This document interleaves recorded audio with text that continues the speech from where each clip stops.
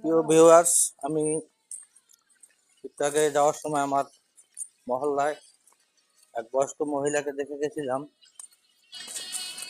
উনি ওনার বাসার ঠিকানা, ছেলে মেয়ের নাম কোনো কিছু বলতে পারে না। উনি নাকি বিকালে বের হয়েছে, বাসা থেকে বিকালে বের হয়েছে, কিন্তু সে তার ছেলে মেয়ের নামও বলতে পারে না। আমি দেখে গেছি উনি বসে আছে। তাকে আমি জিজ্ঞেস করেছিলাম, আপনার ক্ষুধা লেগেছে কিনা? উনি বলছে, হ্যাঁ আমার ক্ষুধা লেগেছে। তো বলেছিলাম কি খাবেন, বলেছিল আমাকে পানি খাবো। তো এখন বাজার রাত 3টার উপরে। আমি এত রাতে তার জন্য কি করব বুঝতে পারি না, কারণ সবাই এখন ঘুমে, প্লাস কোনো দোকানপাটও খোলা নেই। তারপরেও ইনসান ভাই আমাদের নাইট গার্ড, আমাদের সবসময় দেখাশোনা করে রাখে।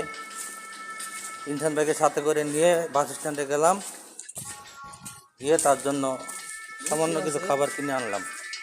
যতটুকু পেয়েছি ততটুকু নিয়ে আসছি। খালামণি আছেন? একটা করে বের করে দাও, বের করে দাও, তার হাতে একটা করে বের করে দাও। খালামণি, আমি আপনাকে বলে গেছিলাম যে আপনি বসেন, আমি আপনার জন্য খাবার নিয়ে আসবো। না, এটা জুস। খালামণি, কলা আরও আছে, বের করে দাও। আমি কি করব বলেন, এত রাতে এই খালামণি এখানে বসে আছে, আমি আসলে তার জন্য কিছুই করতে পারি নাই।